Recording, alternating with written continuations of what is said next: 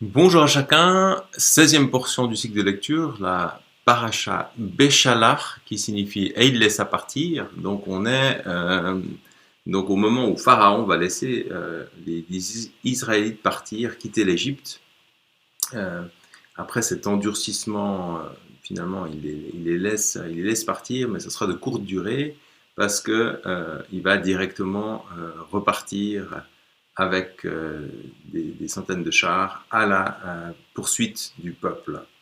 Donc on a finalement Pharaon qui laisse partir parce qu'il y a quand même eu un prix, un très lourd tribut à cet endurcissement, parce que le prix de cette liberté, c'est le prix des premiers-nés égyptiens, et notamment le fils du Pharaon. Donc c'est aussi un rappel pour dire qu'il y a une liberté qui est donnée par Dieu, mais c'est une liberté qui a été donnée à un prix, avec un prix, le prix du sang aussi. Et ça nous rappelle aussi cette liberté qui nous est donnée en Christ grâce à à sa mort.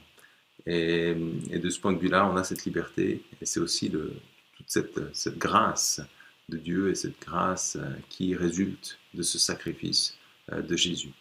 Donc on a cette poursuite du Pharaon par rapport au peuple israélite qui va se retrouver coincé entre la mer des Joncs, mer des roseaux, mer Rouge et les troupes de Pharaon.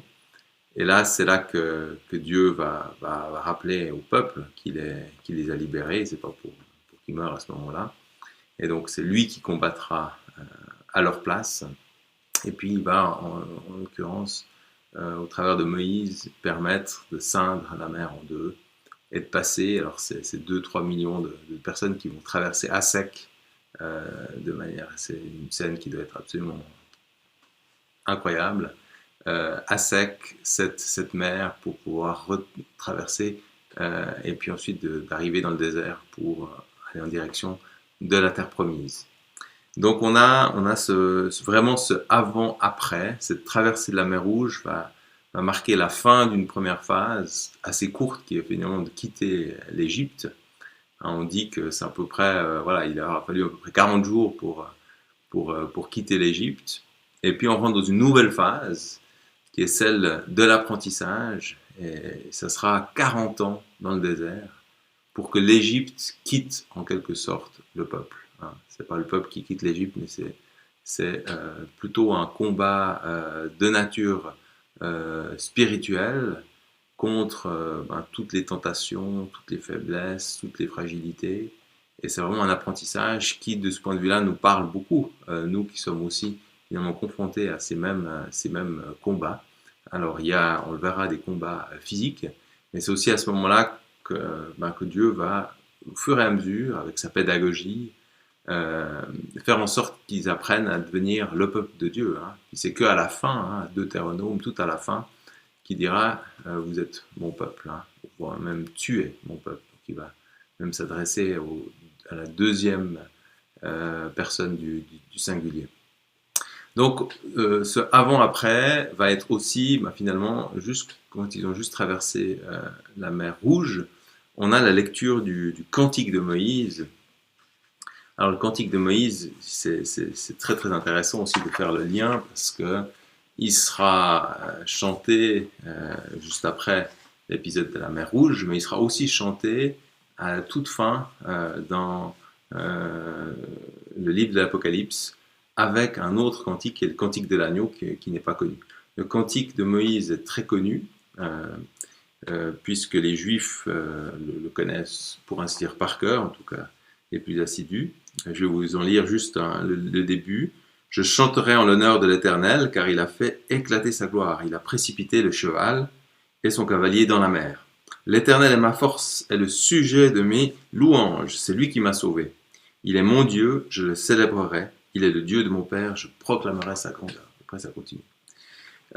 Donc, c'est aussi ce cantique qui sera chanté finalement lors juste avant les noces de l'agneau, avec le cantique de l'agneau, comme je l'ai dit, qu'on ne connaît pas encore.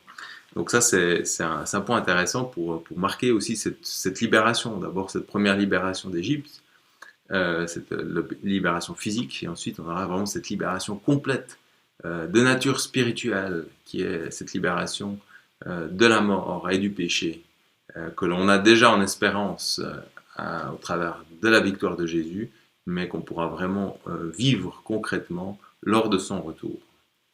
Donc on a différents passages ensuite qui vont suivre, très intéressants aussi dans les éléments d'apprentissage de la dépendance à Dieu. D'abord, ils vont se plaindre parce que l'eau est amère, et puis Dieu, avec le bâton, va finalement la transformer en eau douce. Hein, ils seront ensuite dans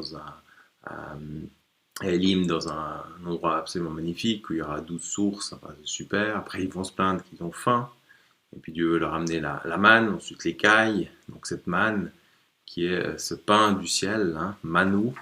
Et puis là aussi, c'est intéressant de lire le passage qu'on avait aussi dans Jean 6, où Jésus dit « Nos ancêtres ont mangé la manne dans le désert, comme cela est écrit, il leur a donné du pain du ciel à manger. » Jésus leur dit « En vérité, je vous le dis, ce n'est pas Moïse qui vous a donné le pain du ciel, mais c'est mon Père qui vous donne le vrai pain du ciel. En effet, le pain de Dieu, c'est celui qui descend du ciel et qui donne la vie au monde. » Ils lui dirent alors « Seigneur, donne-nous toujours de ce pain. » Jésus leur dit « C'est moi qui suis le pain de la vie. Celui qui vient à moi n'aura jamais faim, et celui qui croit en moi n'aura jamais soif. » Voilà, donc on a cet apprentissage aussi de la dépendance. Et puis, finalement, à la fin du passage, on a ce premier combat contre le premier obstacle entre la terre promise et puis le peuple, c'est le combat contre Amalek. Donc Amalek, descendant d'Ésaü, c'est vraiment celui qui va constituer en fait vraiment une barrière en direction de la terre promise. C'est aussi celui qui symbolise vraiment l'ennemi juré et historique d'Israël.